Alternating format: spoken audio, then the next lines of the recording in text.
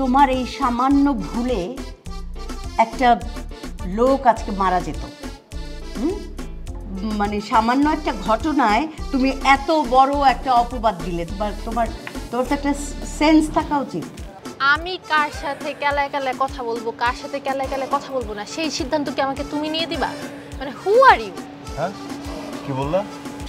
Who are you? তুমি আমাকে কি বলতেছো হু আর ইউ? হাফ সেনা আর হাফ অসেনা লাগতেছে। আমি ঘটক টাটি ভাই। আমি ঘটক গিট্টু ভাই। আমি ঘটক মোটু ভাই।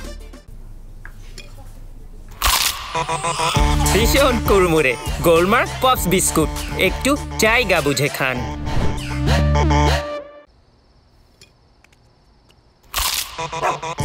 ভীষণ কুড়মুড়ে গোলমার্ক পপস বিস্কুট, একটু জায়গা বুঝে খান।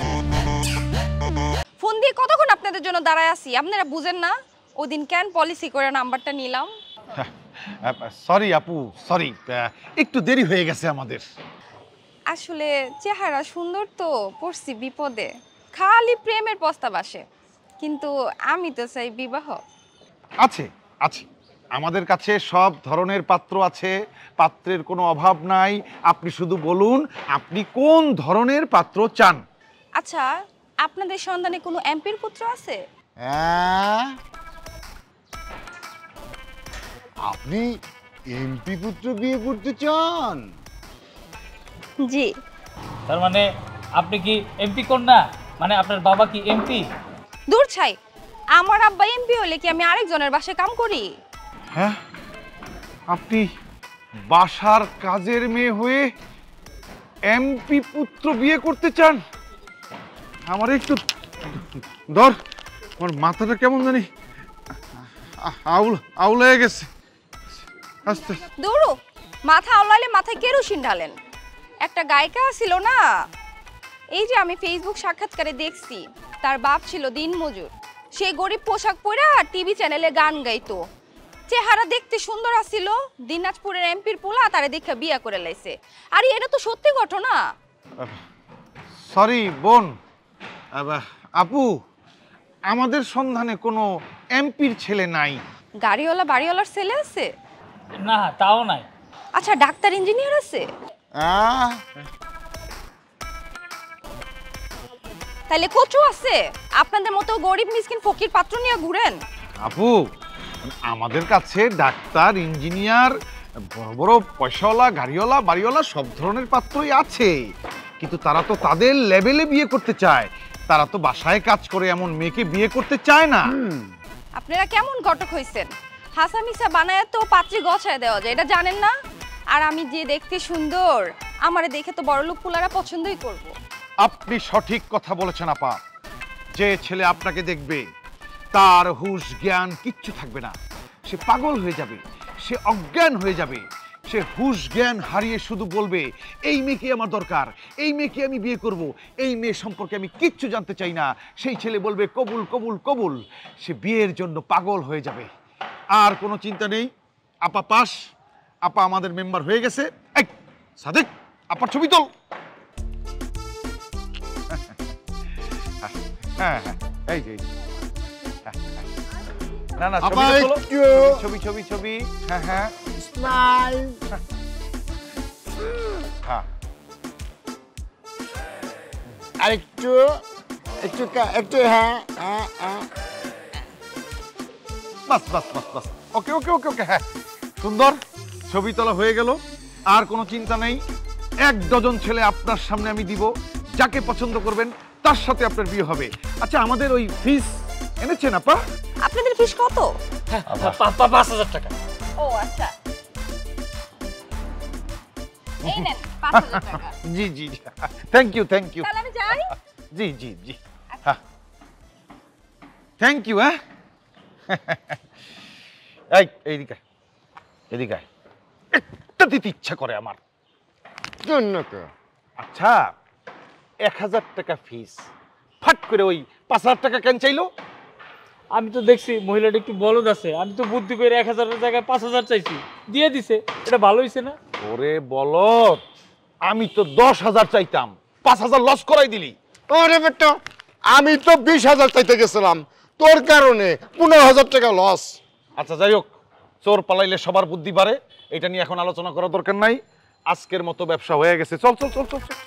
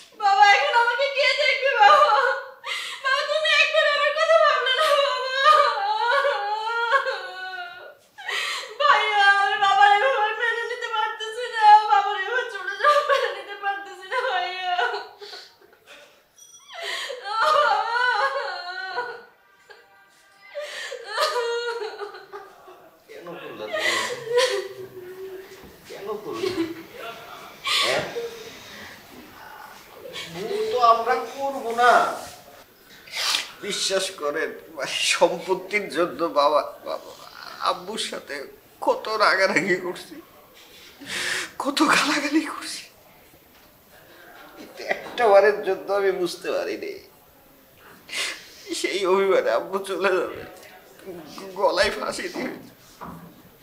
এখন তো মনে হচ্ছে আমি দায়ী, আমরা সন্তানরা আমার আব্বুকে মেরে ফেললাম। এই জীবন তো রাখতে ইচ্ছা করতেছে না ভাই, মনে হইতেছে আমি নিজে আব্বুর মতো গলায় ফাঁস দিয়ে চলে যাই। অপু, একটু শান্ত হও। এই তোমার আব্বা তো আত্মহত্যা করছে, তো এখানে আইন আদালত পুলিশের কিছু ব্যাপার আছে, লাশ পোস্টমর্টম করতে চাইবে। হ্যাঁ না না, আমি আব্বুর লাশে ছুরি লাগাতে দিব না। আমি চাই না আমার আব্বুর আত্মা কষ্ট পাক, আমি কোনোভাবেই চাই না আমার আব্বুর লাশ কাটা ছিল। ভাইয়া তুমি প্লিজ কোনো একটা ব্যবস্থা নাও ভাইয়া। কিন্তু পুলিশ তো সেটা মানবে না। মানবে কিন্তু আমরা ফ্যামিলি সবাই মিলে যদি সিদ্ধান্ত নিই যে আমরা পোস্টমর্টম করতে দেব না, তাহলে তো পুলিশ মেনে নেওয়ার কথা, তাই না? হ্যাঁ, সেটা অবশ্য পুলিশ মানার কথা, যেহেতু আইনগতভাবে তোমরা যদি না চাও তাহলে হবে না, পুলিশ মেনে নেবে। কিন্তু তোমার ছোট ভাই জনি, ওর যে নেশার, আমার তো মনে হয় ও মেনে নেবে না, ও তো তোমাকে শত্রু ভাবে। জনি কোথায়? জনি কই? ও আব্বুকে দেখতে আসেনি? হ্যাঁ, আব্বুকে দেখতে আসেনি ও? হ্যাঁ, জানবে না কেন, আমি নিজেই ওকে ফোন দিয়ে জানিয়েছি, কিন্তু ও এখন পর্যন্ত আসেনি। আসলে এইরকম সন্তান যেই বাবার, সে বাবা আত্মহত্যা করবে না তো কি করবে? কত বড় মানুষ, হ্যাঁ, বাবার লাশটাও দেখতে আসলো না। আপনারা সবাই শুনে রাখেন, বুঝছেন? প্রকৃতির বিচার করবে, আমার ভাই অবশ্যই এর শাস্তি পাবে, এর শাস্তি তাকে পেতেই হবে। আচ্ছা অপু, পুলিশের বিষয়টা কিন্তু হ্যান্ডেল করতে হবে, আর লাশ তো বেশিক্ষণ রাখা যাবে না, গোসল দিতে হবে তো। হ্যাঁ, কি বলেন আপনারা? আমি চাইলে কাফনের কাপড় আর লাশ ধোয়ানোর একটা ব্যবস্থা করি।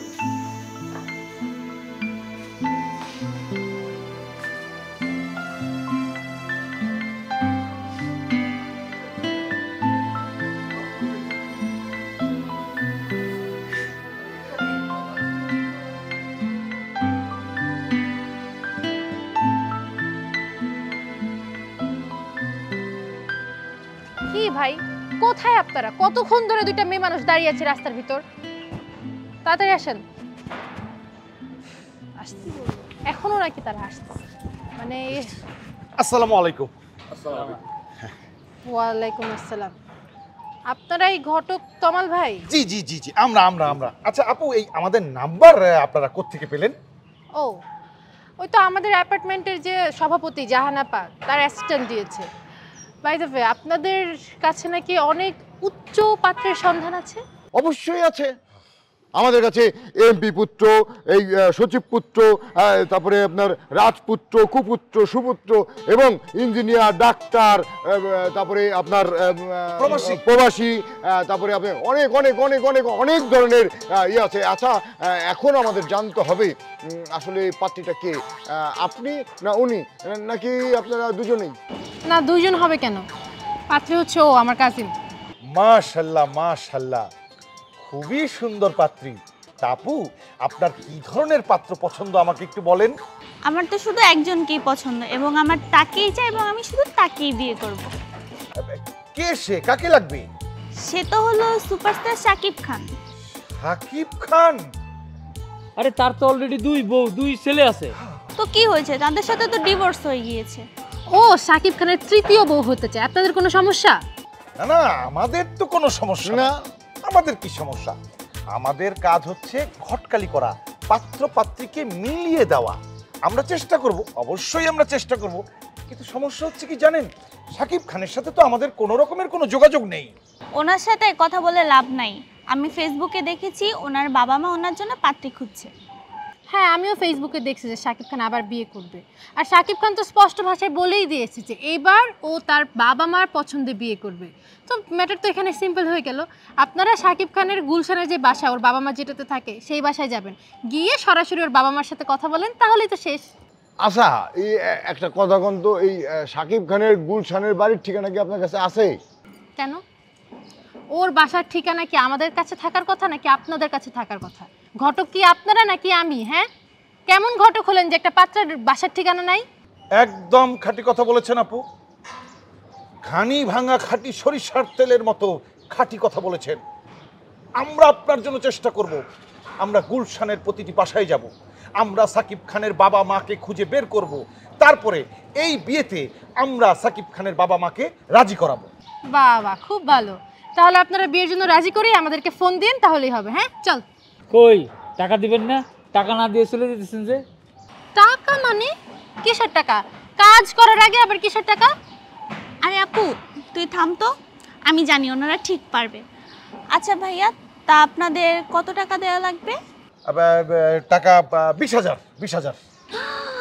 20,000? কিন্তু ভাইয়া, আমার কাছে তো 20,000 টাকা নেই, 5,000 টাকায় হবে? 5,000 চলবে, কিন্তু বাকি 15,000 পরে দিতে হবে, এটা বাকি থাকলো। আচ্ছা ঠিক আছে। জি দেন। ঠিক আছে, আপনাদের কোনো চিন্তা করতে হবে না, ব্যবস্থা হয়ে যাবে, ব্যবস্থা হয়ে যাবে। ঠিক আছে, কাজটা ঠিক মতো করো। জি, কাজটা ঠিক মতো করব, কিন্তু তুই 5,000 টাকা দিয়ে দিস। মানে কি এটা হাস্যকর ব্যাপার না? এই পিচ্চি পিচ্চি মাইয়া এরা সাকিব খানের বিয়ে করতে চায়। কইও না, হ্যাঁ, এই পুলা পানে ফেসবুকে রিল দেখতে দেখতে মাথা নষ্ট হয়ে গেছে।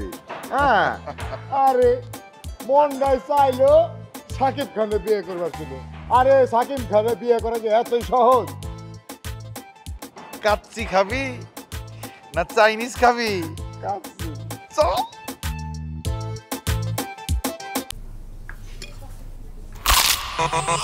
ভীষণ কুড়মুড়ে গোলমার্ক পপস বিস্কুট, একটু জায়গা বুঝে খান।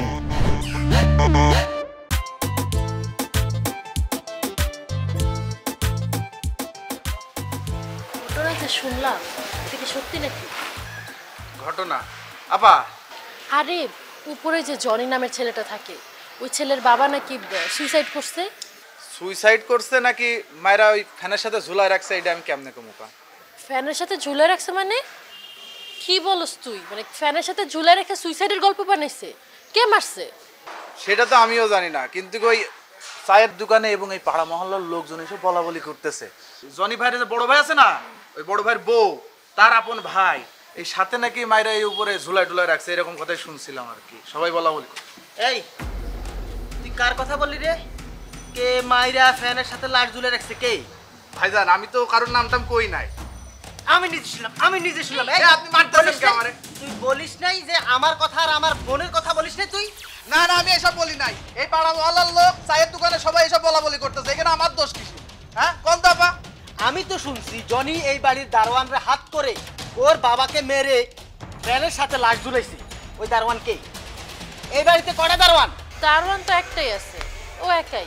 ও একটা দারোয়ান, তার মানে তুই জনির সাথে এই কাজ করেছিস মিলেমিশে যোগ সাজস করে। আপনি ছাড়েন তো, আপনি এই যে অডিও রেকর্ডের মতো বলেই যাচ্ছেন এক এক কথা, গরিব পাইছেন বলে যা তা বলে যাবেন না। হ্যাঁ, আমার সাথে এই খুনের সাথে কি জন্য আমার জড়াচ্ছেন? আমি একজন সৎ লোক। মিথ্যে বলতেছি না, তুই জনির সাথে যোগ সাজস করে ওর বাবারে মেরে এখন আমাদের উপরে দোষ চাপাচ্ছিস। উল্টা পাল্টা কথা বলবেন না, এই খুনের সাথে একদম আমাকে জড়ানোর চেষ্টা করবেন না। জনির বাবা নিজের হাতে চিঠি লিখে গেছে, এখন কি তুই বলতে চাচ্ছিস যে এই চিঠি মিথ্যা? তুই কেন মিথ্যে গুজব ছড়াচ্ছিস? শোনেন ভাই, আমি কোনো মিথ্যা গুজব টুজব ছড়াচ্ছি না। এই মারা মহল্লায় যারা আছে তারা বলতেছে তাদের যে মুখ আপনি বন্ধ করেন, যান আমার সাথে এই ঝাড়ি ঝুড়ি নিয়েন না। মহল্লার মানুষ বলতেছে সেই কথাটা তুই টেনে এনে জনে জনে ধরে ধরে ছড়াচ্ছিস, তাই না? এই যে সারা এলাকার লোকজন বলা বলি করতেছে, তাদের তো একটা চুলও ছিটতে পারবেন না, কিন্তু এই যে আমার এই যে গরিব মানুষ পাইছেন, গরিব দারোয়ান পাইছেন, এই জন্য আমার উপরে সেই রকম ঝাড়ি নিতেছেন, তাই না? আমার এসে থাপ্পড় মারতেছেন। পারলে যান ওদের মুখ বন্ধ করেন, যান ওদের থামান, আমার থামাইতে হইব না, আমি ঠিকই আছি।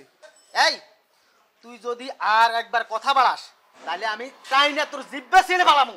তুই আমার চিনস? হ্যাঁ, আমারই তো জিব্বা ছিটতে পারবেন।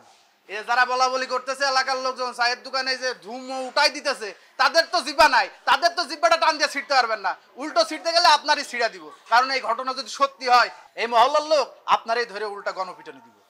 আমার জিব্বা ছিড়বে? এলাকার মহল্লার মানুষ আমার জিব্বা ছিড়বে?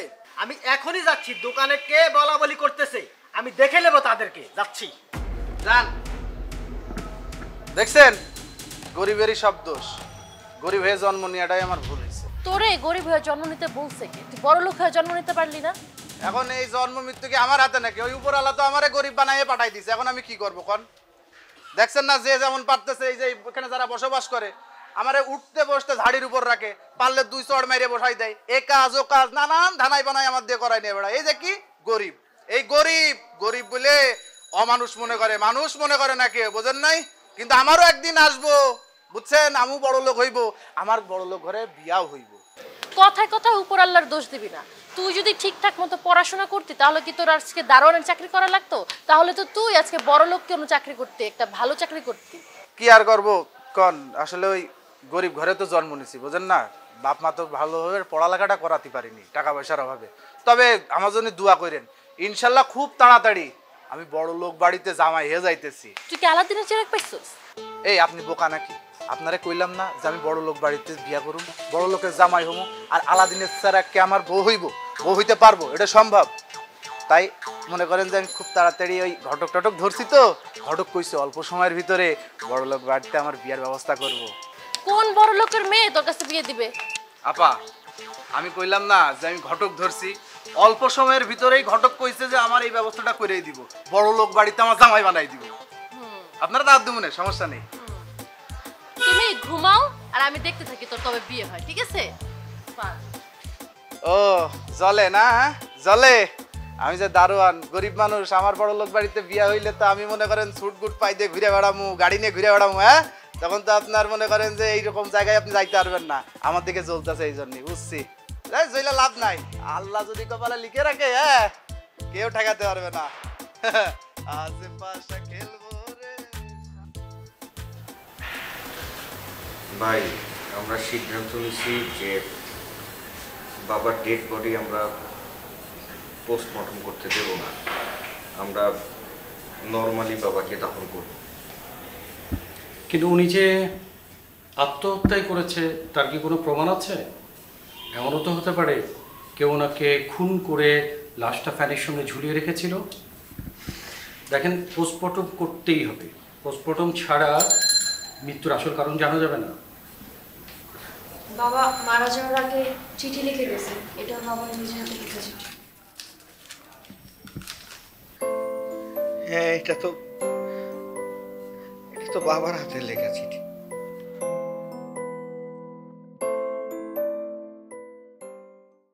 দেখুন, আমরা ফ্যামিলি মেম্বাররা কেউই চাচ্ছি না বাবার লাশটা কাটাছেড়া হোক, আমরা দাফন করতে চাচ্ছি নর্মালি, আপনার অনুমতি প্রার্থনা করছি। আমি অস্বীকার করছি না, প্রত্যেকটা ফ্যামিলিতেই ঝামেলা থাকে, কিন্তু আপনারা যেটা করছেন সেটা অসামাজিক, জঘন্য, ঘৃণার কাজ। দাফন করতে দিবি না মানে বাবার চাইতে তো সম্পত্তির ভাগাভাগি বিষয়টা বড় হয়ে গেল।